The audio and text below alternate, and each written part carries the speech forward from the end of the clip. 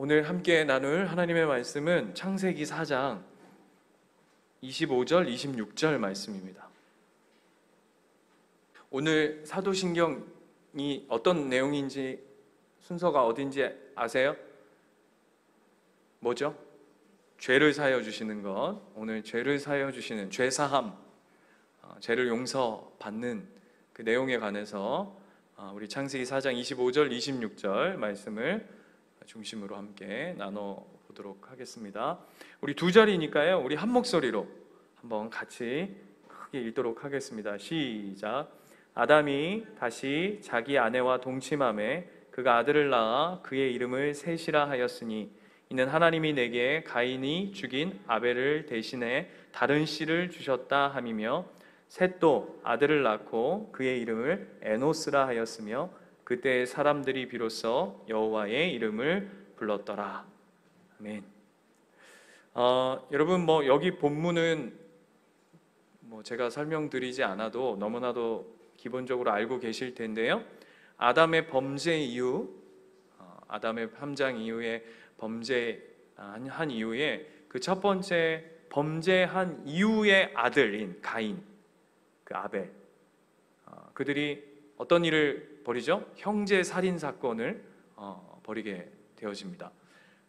그래서 그 이후로 16절부터 쭉 보시면 가인의 후손들, 여러분 가인이라고 하는 그 이름의 뜻을 혹시 아십니까? 카인이라고 하죠. 카인. 뜻이 뭐냐 하면 재밌는데요, 작살 아시죠? 작살. 네, 작살 이렇게 딱. 그다음에 창, 이런 뜻을 가지고 있습니다.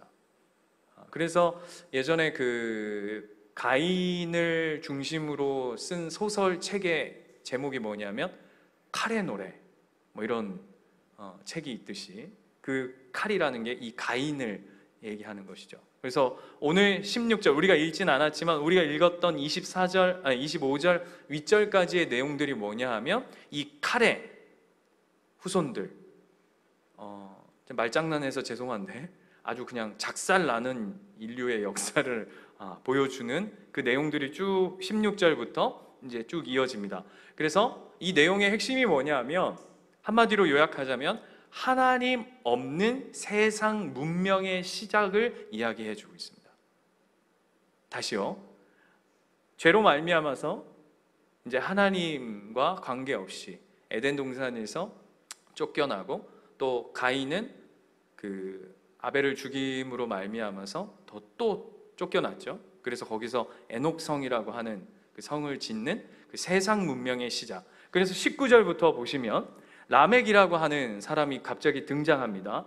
그리고는 그 시작이 두 아내를 맞았다라고 얘기합니다. 단순히 얘기하면 이겁니다. 뭐가 시작이냐면 가정의 깨어짐이 시작되어지는 겁니다.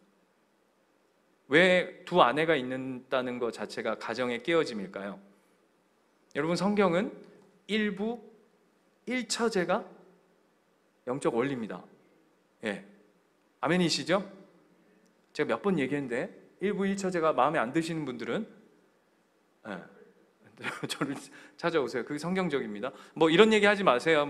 목사님 야곱은 부인이 몇 명이고 아브라함은, 그거는 이미 틀어진 세상에 쉽게 말하면 결과들의 내용이고, 원래 하나님이 이 땅 가운데 하나님의 가정의 시작은 아담, 여자, 일부 일처제였습니다. 그런데 그게 죄악으로 말미암아 그 시작점부터가 뭐냐면 두 아내를 맞았으니, 이렇게 시작하는 것이죠.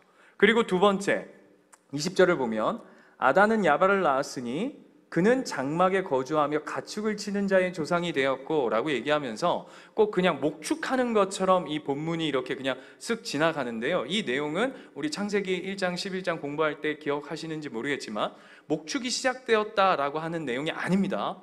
무슨 내용이냐 하면 재산을 축적하기 시작했다라고 하는 내용입니다. 이해되시죠? 하나님으로부터 먹을 것을 이렇게 공급받고 그렇게 했던 자들이 스스로가 이제 스스로의 먹을 것을 해결할 뿐만 아니라 이제는 스스로가 스스로의 힘으로 재산을 축적해가는, 뭔가 지금 틀어져 있는 모습들을 보여내고 있는 것이죠. 그리고 21절에 보면 그의 아우의 이름은 유발이니, 이름부터가 이상해요. 야발, 유발, 그죠? 그는 수금과 퉁소를 잡은 모든 자의 조상이 되었다. 수금과 퉁소, 그래서 무슨 음악을 시작한 것처럼 보여지나 여기서의 이 내용은 단순히 무슨 음악이 아니라 이렇게 얘기할 수 있어요. 인간의 쾌락과 유흥을 시작하게 하는 시작점이라는 것이죠.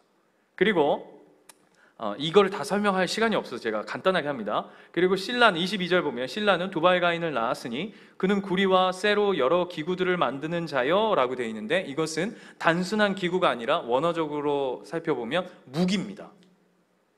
느낌 아시겠죠 지금? 네, 다 지금 그런 부분들이고, 그리고 끝에 가면 두발가인의 누이는 나아마였더라. 그게 뭐가 중요해가지고 갑자기 누나 이름을 쑥 집어넣었을까요? 나아마의 뜻이 뭐냐 하면 절세미인이라고 하는 의미를 가지고 있습니다. 그런데 절세미인이다 하면 원어적 느낌이 별로 살지 않습니다. 우리식으로 하자면 이런 느낌입니다. 마돈나. 느낌 아시겠죠? 네, 그 당시에 어떤 그 세상적인 아름다움의 어떤 상징, 심벌, 내 여자. 그러니까 뭘 지금 성경이 드러내고 있는 거죠? 하나님 없이 인간 스스로가 만들어내서 자기의 힘으로 이끌어가고 있는 세상의 시작, 그걸 오늘 보여내고 있는 겁니다. 그리고는 23절부터 이렇게 쭉 보시면 누가 다시금 등장하냐면 라멕이라는 사람이 등장합니다. 그래서 뭐라고 얘기하냐면 원래는 이게 시예요. 23절의 내용이 이게 시거든요. 어떤 시냐 하면 우리 요즘에 저기 뭐죠?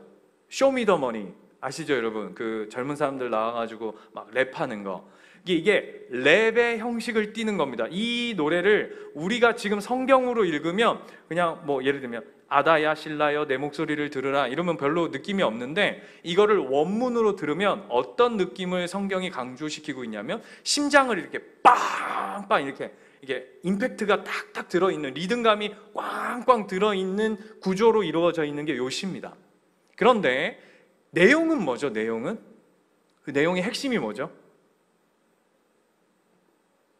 가인을 건드린 사람은 벌이 7배인데 날 건드리면 몇 배라고요? 77배랍니다. 그러니까 무슨 얘기냐 하면 지금 요 시에 이 노래를 압축하자면 무슨 얘기죠?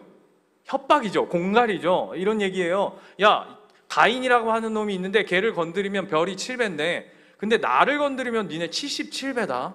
이렇게 공갈 협박을 하고 있는 겁니다. 그런데 더 이게 안타까운 게 뭐냐 하면 이 공갈 협박을 누구한테 하고 있죠? 자기 아내한테 하고 있다는 거예요. 이게 무슨 얘기입니까? 이미 가정의 구조적으로도 깨어졌을 뿐만 아니라 이미 영적으로도 신뢰의 관계마저도 아내와 남편 사이의 모든 것이 지금 깨어져서 아내에게 이렇게 협박하고 겁박할 수밖에 없는 영적인 상태에 있다라는 것을 성경이 보여내고 있는 겁니다. 하나님 없이 시작된 인류의 문명이 때로는 그것이 화려해 보이고 그것이 무기를 만들어내고 무슨 음악을 만들어내고 또 뭐 자기 재산들을 만들어내고 하지만 그 모든 것의 결국이 뭐냐 하면 가장 자기가 가정이라는 게 뭐예요?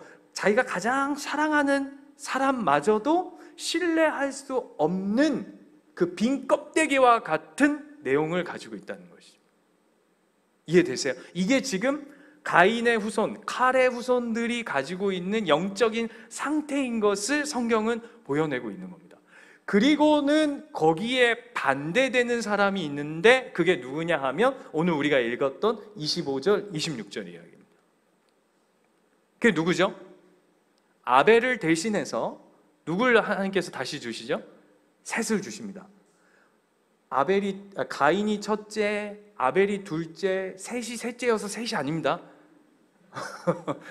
그냥 이름이 셋이에요. 셋의 이름은 뭐냐 하면 하나님이 두셨다 이런 의미를 그게 셋의 이름의 뜻이에요. 그런데 그 셋이 26절을 보면 아들을 낳습니다. 근데 아들의 이름이 뭐죠? 에노스입니다. 에노스의 이름의 뜻이 뭘까요? 그걸 알면 그죠? 예, 여기 계셨겠죠? 그 뜻이 뭐냐면 죽을 수밖에 없는 존재입니다. 이게 참 재밌는 겁니다. 이 하나님 없이 세상 문명으로 치닫는, 자기 힘으로 치닫는 자들의 인류, 세상, 거기에서 하나님이 구별해낸 셋을 통해서 어떤 자리로 하나님이 결국은 보게 하시냐면, 아, 하나님 없는 존재는 결국 죽을 수밖에 없는 존재구나 라고 하는 인간의 결국의 자리로 밀어 넣으시는 거죠. 이해되십니까? 왜죠? 그게 뭡니까? 그 결국이, 아, 나는 죽을 수밖에 없는 자구나 라고 하는 그 고백이 나올 수밖에 없는 이유가 뭐죠? 로마서 6장 23절 뭡니까? 죄의 삭은 사망이다 라고 하는 걸 깨닫는 자리로 반드시 가게 되어 있습니다. 왜요? 봤더니 하나님 없이 살아봤더니 하나님 없이 재산도 축적하고 하나님 없이 뭐 쾌락도 쫓아보고 하나님 없이 뭐 가정도 세워보고 하나님 없이 뭐 나를 지켜가는 무기도 만들어보고 보호를 해봤더니 결국은 어떤 자리냐 하면 구멍난 자리밖에 없는 거죠.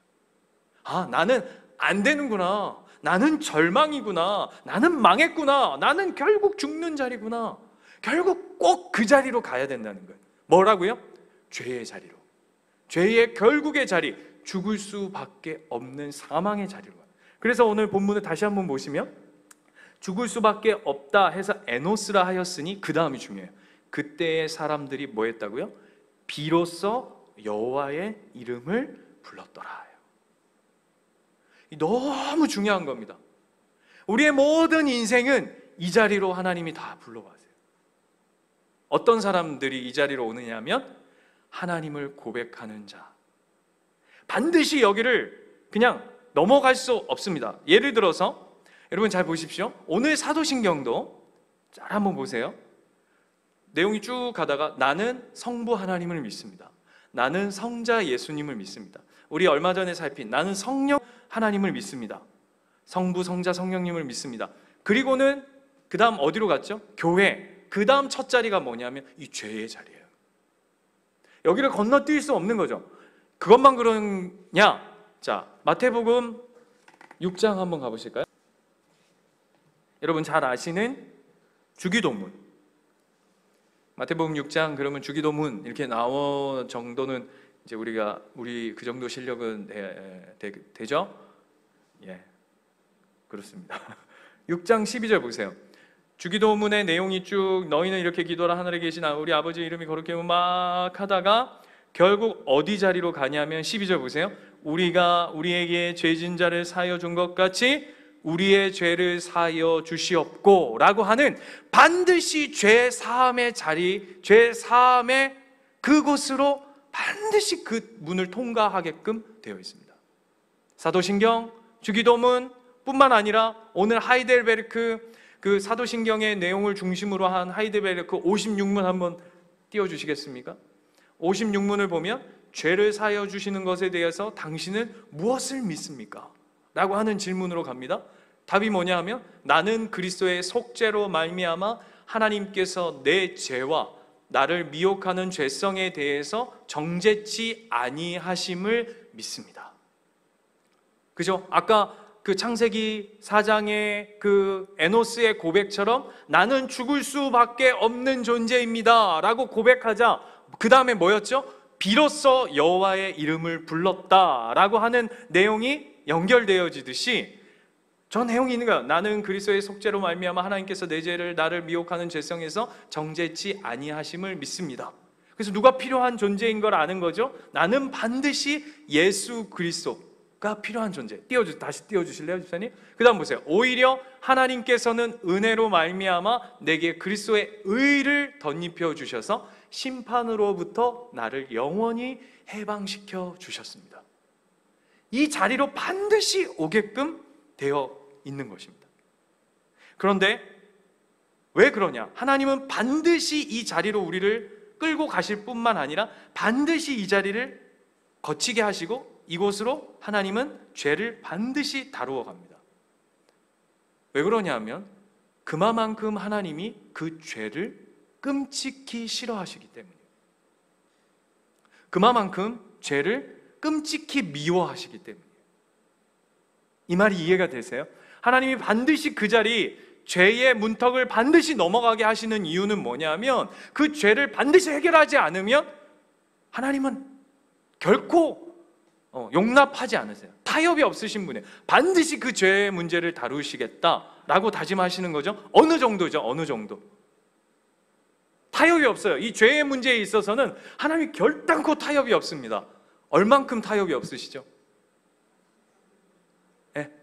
사도신경으로 다시 한번 가보세요. 사도신경의 시작이 뭐였죠? 전능하사 천지를 만드신 하나님 아버지를 내가 믿습니다.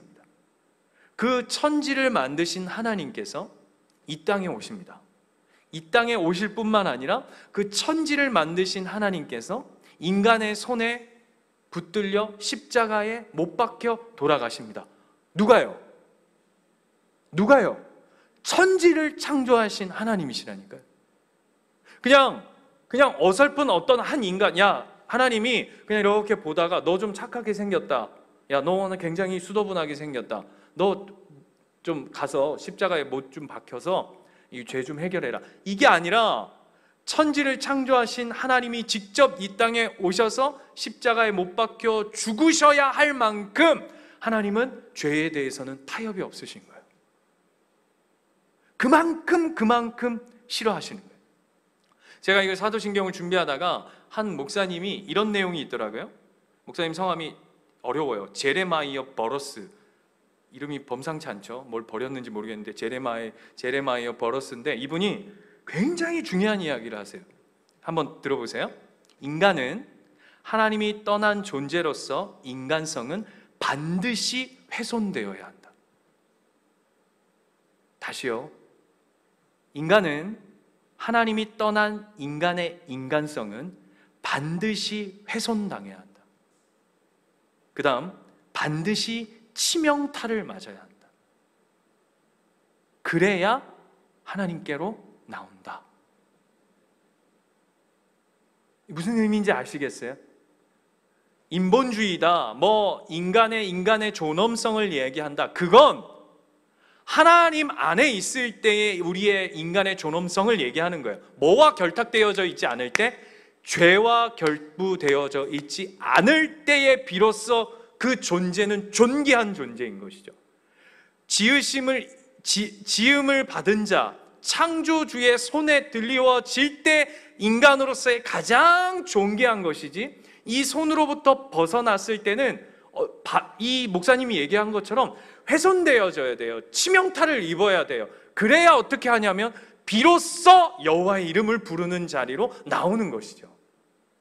아, 나는 죽을 수밖에 없는 존재구나. 나는 손에 칼을 들었지만, 나는 재산을 많이 가졌지만, 나는 가정을, 수많은 부인들을 뒀지만 이 안에 진정한 행복을 가질 수는 없구나 라고 하는 죽을 수밖에 없는 존재의 결국 앞에 서야 결국 누구를 바라보냐 하면, 내 힘으로 가질 수 없는 타자로부터, 내가 아닌 다른 곳으로부터 그 힘이 오는구나 라고 해서 그것을 바라볼 수 있다는 것이죠. 그래서 최근이 아니죠. 벌써 이거는 기독교 역사가 시작되어지면서 어쩌면 출애굽에도 나온 이야기니까 번영신학 이야기 많이 들어보셨죠? 대표적인 인물 여럿 있지만 예를 들면 긍정의 힘을 쓴 조엘 오스틴이라든지 이런 사람들뿐만 아니라 많습니다. 갑자기 이름이 생각이 안 나는데, 그런 사람들은 뭐라고 설교 시간에 그냥 노골적으로 얘기하냐면 죄를 얘기하지 마라. 왜? 왜 죄를 말하지 마라? 기분 나쁘다. 이게 말이 됩니까? 그러면서 뭐라 그러냐면 죄라고 얘기하지 말고 스트레스라고 얘기해라. 죄라고 얘기하지 말고 불행이라고 얘기해라. 죄라고 얘기하지 말고 실수라고 얘기해라. 왜? 누구나 그럴 수 있으니까. 그게 복음인가요? 여러분, 그게 복음입니까? 예를 들면 펠라기우스라고 하는 그 기독교 초창기의 이단이 있습니다. 뭐 하는 사람들이냐면 아담의 원죄를 부인합니다. 이단이죠. 굉장히 펠라기우스가 영향을 굉장히 많이 미쳤어요. 여러분, 이 사도신경이 탄탄해진 데는 펠라기우스, 알미니안 이런 사람들의 그 이단의 공격들로 말미암아서 우리가 믿는 바의 진리를 진리되게 고백하자 한 것으로 말미암아서 사도신경이 지금의 이 우리가 고백하는 이 사도신경이 지금 이 내용들이 이렇게 압축돼서 탄탄해진 거거든요. 원래 이렇지 않았어요. 점점 이단들의 공격들이 많다 보니까 원죄를 부인하는 것이죠. 그래서 사람은 원래 그렇게 악한 존재가 아니다. 그래서 우리는 언제나 가능성이 열려 있다라고 얘기합니다. 맞습니까? 아니요. 여러분, 성경 한 절만 찾아봐도 이게 거짓말이라는 건 우리는 금방 알 수 있습니다. 요한일서 1장 8절부터 볼까요? 요한 사도가 그런 인간들이 벌써부터 나오니까 이렇게 분명하게 이야기해요. 8절부터 보면 만일 우리가 죄가 없다고 말하면 스스로 속이고 또 진리가 우리 속에 있지 아니한 것이다 라고 얘기해요. 뭐가 없다고 하느냐면 죄가 없다고. 그러면서 9절 만일 우리가 우리의 죄를 자백하면 그는 미쁘시고 의로우사 우리의 죄를 사하시며 우리를 모든 불의에서 깨끗하게 하실 것이요. 아까 얘기했죠? 반드시 이 자리로 하나님 우리를 불러오신다고요. 뿐만 아니라 10절 다시 반복해요. 같이 한번 읽을까요? 시작. 만일 우리가 범죄하지 아니하였다 하면 하나님을 거짓말하는 이로 만드는 것이니 또한 그의 말씀이 우리 속에 있지 아니하리라. 뭐가 없다고 한다면요? 죄가 없다고 한다면. 이만큼 강조하고 있어요.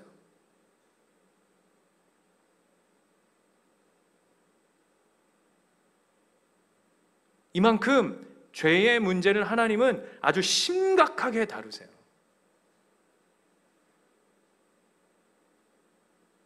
우리도 동일하게 죄란 아주 끔찍하게 여겨야 되는 게 당연한, 하나님이 이렇게 미워하시는데 하나님의 백성인 우리가 죄에 대해서 아무런 감각이 없다?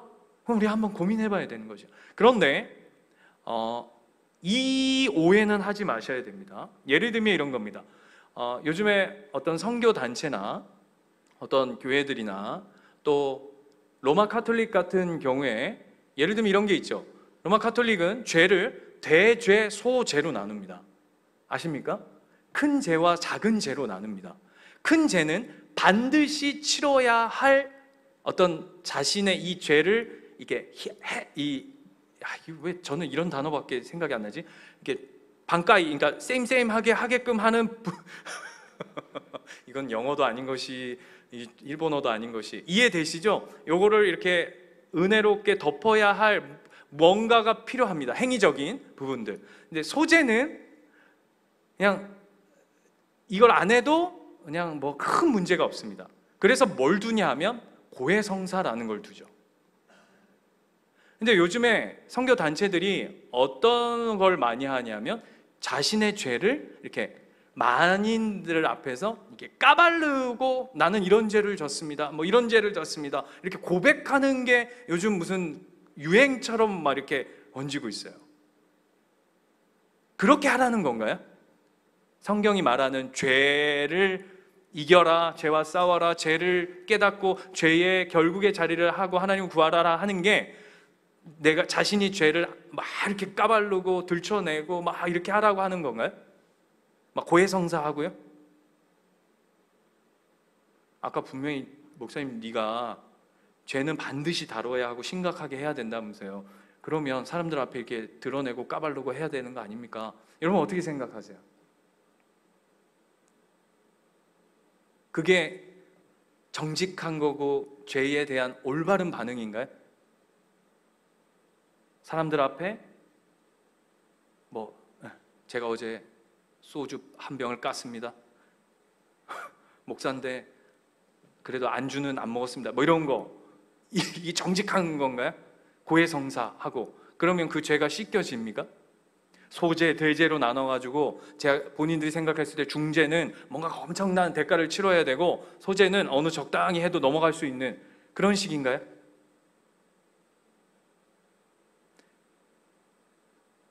시편 51편을 보면 시편 51편 여러분 잘 아시는 내용입니다. 다윗이 밧세바를 범한 후에 하나님 앞에 올려드린 기도죠. 잘 아실 거예요. 시편 51편의 내용. 그런데 거기 보면 시편 51편 3절에 보세요. 이렇게 돼 있어요. 물은 나는 내 죄가를 아우니 내 죄가 항상 내 앞에 있습니다. 이게 다윗의 고백이에요. 여러분, 이 51장, 시편 51편은 회개장입니다. 별명이. 그죠? 그래서 유명한 책이 뭐냐면 마틴 로이드 존스의 회개라는 책, 얇은 책을 보면 이 시편 51편은 기가 막히게 강해하고 풀이해놨죠. 여러분 꼭 한번 읽으시기를 축원하는데, 이 내용을 보면 여기에 단 한 절도 하나님 내가 당신께 잘못했습니다, 다시는 그러지 않겠습니다 라고 하는 내용이 단 한 절도 없습니다. 무슨 내용으로 가득 차 있냐면 죄의 본질에 관한 이야기들로 가득 차 있어요. 죄란 이런 거군요. 하나님, 내가 이 죄를 이겨낼 수 있는 자가 아니군요. 어디까지 파고 들어오냐면 그 죄가 어미가 나를 잉태하는 그 순간부터 죄는 시작하는군요 라고 하는 내용이 이 내용이에요. 그래서 결론이 어디로 가냐 하면, 그런 나를 하나님 결단코 포기하지 마십시오. 하나님 내가 다시는 그러지 않겠습니다가 핵심이 아니라, 하나님 나는 원래 이런 존재입니다. 그래서 3절이 이거예요. 하나님 나는 늘 내 앞에 죄가 뿌려져 있는 존재입니다. 그 얘기하는 거거든요. 근데 4절을 보세요. 이렇게 돼 있어요. 내가 주께만 범죄하여 주의 목전에 악을 행하였사오니 라고 돼 있어요. 이 비겁한 기도 아닙니까? 다시요. 이게 무슨 내용, 뭘 한 후에 기도죠? 밧세바를 범하고, 밧세바를 범했다는 건 누굴 죽인 사건이죠? 우리아를 죽인 사건입니다. 그냥 밧세바를 범한 정도의 내용이 아니라 밧세바, 우리아, 그 다음에 밧세바가 임신한 자기 애, 이 모든 게 사망으로 치달은 내용들 아닙니까? 그리고 지은 내용입니다. 지은 시입니다. 그런데 뭐라고 얘기하냐면 4절에 내가 주께만 범죄하여 주의 목전에 악을 행했대요. 그러면 밧세바, 우리아, 그 새끼, 그 사람들은 어떻게 되는 거예요? 아주 비겁한 거 아니에요? 여러분, 제가 예를 들어서 이 좋은 예는 아닌데, 제가 나는 꼭 이런 게 자꾸, 제가 목사로서 아주 하지 말아야 할 죄를 지었다고 합시다. 그리고는 제가 기도를 하는데, 하나님, 제가 하나님께만 죄를 지었고, 제가 하나님께만 죄를 지은 게 아니라 누구한테 부끄러운 거죠? 하나님 앞에 부끄럽지만 성도들 앞에 부끄러운 걸 향한 거 아닙니까? 그런데 제가 기도를 하는데 저는 하나님께만 범죄하였습니다 이렇게 기도한다면 여러분 속으로 뭐라 그러실 거예요? 저거 아주 해게 덜 했구만 이렇게 가지 않겠습니까? 이 내용은 그 얘기가 아니에요. 무슨 내용일까요?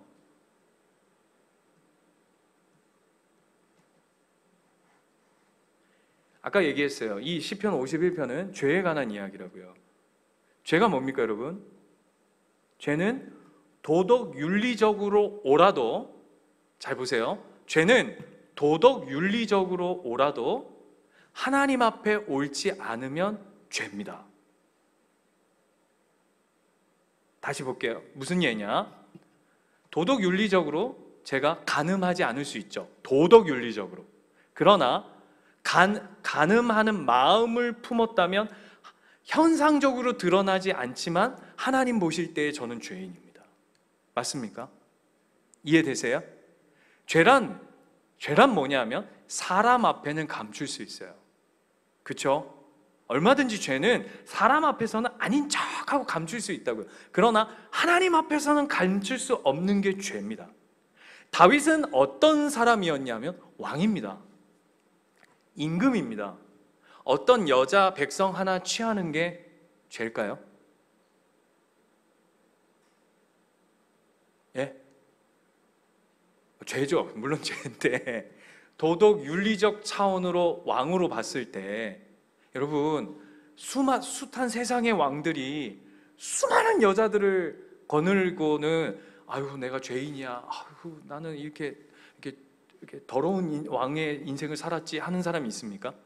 없죠. 무슨 얘기냐면 도덕 윤리적으로 보면 다윗의 행동이 흠잡히지 않을 수 있어요. 뿐만 아니라 다윗이 나단 선지자가 와서 네가 그자라고 얘기했을 때 다윗이 흠칫 놀란 이유가 뭐냐면 사람 눈에 감추어지면 하나님 모르실 것이라고 하는 착각 속에 빠져 있었죠. 근데 죄란 뭐냐면 사람은 몰라도 하나님 앞에 드러내는 게 죄라고요. 다윗이 어떤 고백을 하는 거냐면 내가 사람 앞에 살았는데 도덕 윤리적인 차원에선 내가 깨끗할 수 있다고요. 이 의미 아시겠냐고요. 사람들이 볼 때, 백성들이 볼 때는 여전히 우리 다윗 왕은 훌륭한 왕일 수 있고 정직한 왕일 수 있고 아주 믿음 좋은 왕일 수 있으나 오늘 이 다윗의 고백은 뭐냐면 그게 중요한 것이 아니라 하나님 앞에 내가 어떤 존재입니까? 라는 것을 고백하는 거예요. 이 자리로 가는 겁니다. 이 자리로. 사람 앞에 고해성사한다고 죄가 덮어지는 게 아니에요. 사람들 앞에 막 내가 이런 죄도 졌고 이런 죄가 졌고 한다고 까발른다고 내 마음이 시원하다고 그 죄가 덮어지는 게 아니라 오늘 우리는 자지만 졸지도 주무시지도 아니하시고 내가 춤 삼킬 틈도 주지 아니하시고 우리를 감찰하시는 그 하나님 앞에 우리는 늘 죄인으로 서는 그 앞에 어떤 존재로 서느냐라고 하는 것이 죄 사함의 문제인 것이죠. 여기에 떳떳할 자가 누가 있습니까?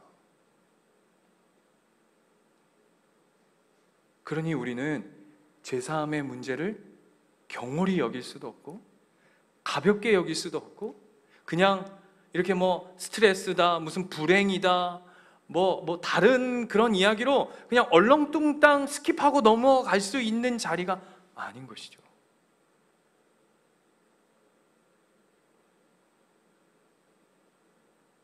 감추어질 수 없는 것, 죽을 수밖에 없는 에노스의 자리, 비로소 여호와 하나님의 이름을 부르는 자리로, 그게 죄사함에 우리가 이미 얻었고 우리가 고백하며 살아가는 그 죄사함의 핵심적인 내용인 것이죠. 사도신경에서는 죄사함을 받았다 하고 휙 지나가지만 그 정도 가벼운 내용들이 아니라고요.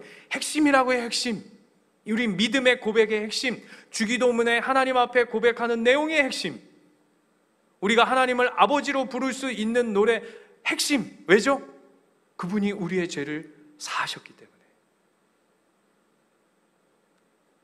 그런데 이 죄사함은 이런 부정적이라기보다 이런 앞전 내용도 있지만, 여러분 지금부터 한번 상상해 보십시오. 이 사도신경, 너는 죄사함을 받았다, 죄를 사하여 주셨다. 사도신경이 어떻게 되죠? 네? 거룩한 공예와 성도가 서로 교통하는 것과 죄를 사하여 주시는 것과, 다음 주 뭐죠? 몸이 다시 사는 것과 영원히 사는 것을 믿습니다. 이게 세트 아닙니까? 자 보세요. 죄 사함, 부활, 영원히 사는 것, 이걸 한마디로 압축하면 뭡니까? 예? 구원. 이거를 로마서의 표현대로 하자면 의입니다. 의. 예수 그리스도로 옷 입은 의로 말미암아 죄 사함 받고 우리도 부활할 것이고 영원히 살 것입니다. 그게 의잖아요. 그런데 잘 보세요. 여러분 상상해 보십시오. 이 사도신경이 이 초창기 때 쓰여졌잖아요. 맞습니까? 원래 죄사함이 처음에는 들어가 있지 않았다고 해요. 사도신경 내용 안에. 이거는 이제 물론 설이지만, 그러나 충분히 이 근거 있는 설이에요. 죄사함이 없었는데 아까도 제가 얘기한 것처럼 이단들이라든지 여러 그 배경적, 환경적, 상황적 내용들 속에서 이 내용들이 덧붙여졌다라고 많은 학자들이 이야기합니다. 그 중에 핵심이 어떤 내용인지 한번 제 얘기를 한번 잘 들어보세요. 우리는 지금 죄사함 그러면 뭐만 남겨져 있냐면 우리의 마음속에는 그래, 천만다행이야, 예수님께서 우리의 죄를 사해 주셨어. 그러면 이제 우리는 그 다음 뭐죠? 예? 여보세요? 천국 이렇게 가잖아요. 맞죠? 그런데 어떤 사람이 한 번 있다고 생각해 보십시오. 초대교회에 한 성도가 있는데, 이 사람은 예수를 믿는다는 이유로 지금 감옥에 갇혀서 언제 죽을지 모르고 있는 상태라고 한번 생각해 보세요. 자, 여러분이 그 상황이라고 생각해 보세요. 언제 가서 이 322번 나와, 그러면 이제 어떻게 될지 모르는 상황이라고 한번 생각해 보세요. 이유가 뭐라고요? 예수 믿는다는 이유로. 그 상황입니다. 그런데 뭘 고백하죠? 사도신경이 뭘 고백하냐고요? 나는 죄 사함을 받은 자입니다를 고백하는 자예요. 제가 지금 뭔 소리 하나? 세상에서는 예수 믿는다는 이유로 감옥에 갇혀서 내일이면 죽을 수 있는 신분이에요. 바꿔서 얘기하면 세상에서는 예수 믿는다는 이유로 죄사함의 은혜가 없죠. 예를 들면요, 이 사도신경을 읽을 처음 신앙으로 받아들였을 초대교회 성도들의 입장이 돼서 한번 상상해 보자고요. 이해되시냐고요? 이게 그대로 있어서 제가 지금 얘기하는 거예요. 이 신앙 고백을 따르는데 나는 정작 오늘 죽을지 내일 죽을지 모른다고요. 뭘 고백했기 때문에? 예수 그리스도를 나의 주인으로 고백했기 때문에. 이해가 되세요? 세상에서는 죄사함이 없어요. 그런데 그 사람이 뭘 고백하는 거죠? 이거예요. 이 내용이, 제가 지금 이야기로 푼 내용이 그대로 성경에 있어요. 어디에 있죠? 히브리서 가보세요. 저 혼자 지금 흥분해 있는데 히브리서 11장 35절. 여러분, 죄사함이란 그렇게 우리가 그냥 이게 가볍게 여길 내용들이 아니에요. 자, 35절. 자, 눈으로 쫓아오세요. 여자들이에요.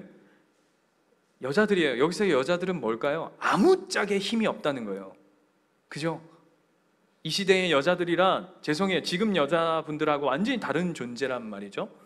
여자들, 힘을 하고는 사용할 수 없는 자들, 그들이 어떤 부르심의 자리로 갔냐 하면, 여자들은 자기의 죽은 자들을 부활로 받아들이기도 하며 또 어떤 이들은 더 좋은 부활을 얻고자 하여. 이해되세요?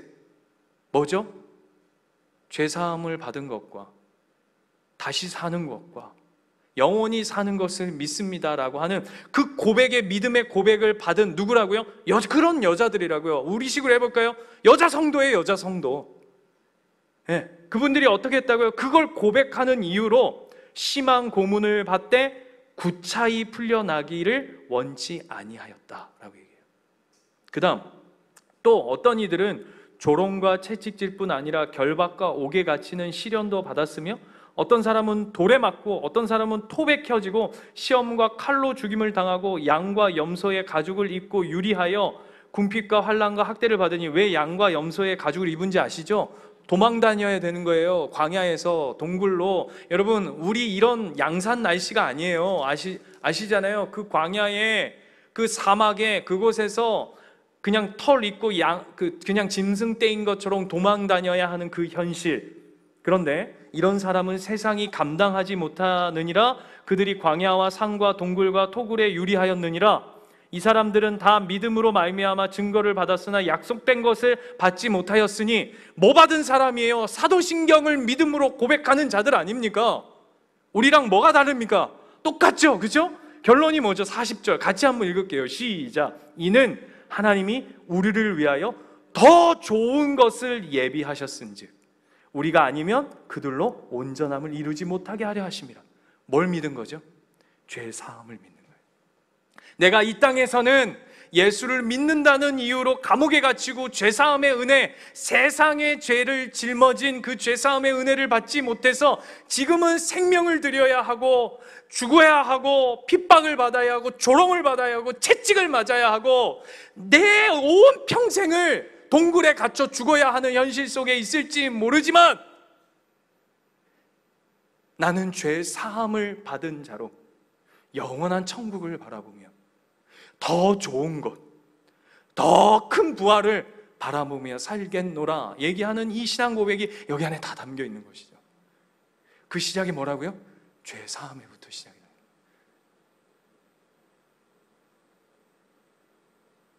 그 연장선에 우리가 있는 겁니다. 그냥 우리가 한 절 우리는 죄 사하는 것과 다시 사는 것과 영원히 사는 것을 믿습니다. 그냥 아무 생각 없이 읊조릴 수 있는 내용들이 아니에요. 우리의 존재가 어떤 자인지 에노스의 영광을 보는 자. 내 인생 하나님 없으면 아무것도 아니구나, 아무것도 아니구나. 이 쓰레기 먼지와도 같은 인생이구나 라고 하는 걸 철저히 깨닫는 그 죄의 자리, 죽음의 자리, 그것을 통과하여 영광의 자리로 나아가 이 땅의 것을 내려놓고 하나님 나라를 바라보는 그 놀라운 부르심 가운데 나아가는 겁니다. 그래서 11장에 보면 수많은 성경의 믿음의 사람들이 이야기 납니다. 그 중에서 모세에 관해서 뭐라고 얘기하죠? 이 땅의 죄의 낙을 누리는 것을, 죄의 낙을 누리는 것을 거부했다라고 얘기해요. 그게 우리예요. 어떤 자들이죠? 죄 사함을 입은 자들. 누굽니까? 저와 여러분들. 여러분, 로또 1등 맞은 거는 이건 뭐 견줄 것도 아닙니다. 표정들이 별로 지금 감동이 없는데 그래도 나는 로또 1등이 굉장히 은혜롭다 이렇게 그런 겁니까?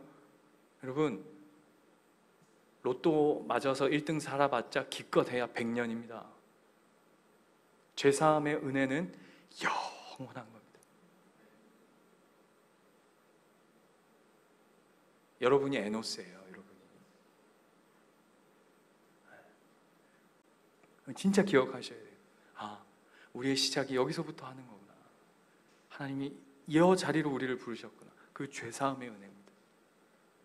반드시 이 죄사함의 은혜를 기억하셔서 이렇게 머물러 있지 않은 인생 되시기를 축원합니다. 나는 죄사함 받았다, 천국 간다, 땡, 여기에 머물러 계시지 마세요. 그 죄사함의 은혜를, 그 놀라운 은혜를 누리시고 또 살아내시는 저와 여러분 되시기를 축원합니다. 우리 찬양하고 기도하겠습니다.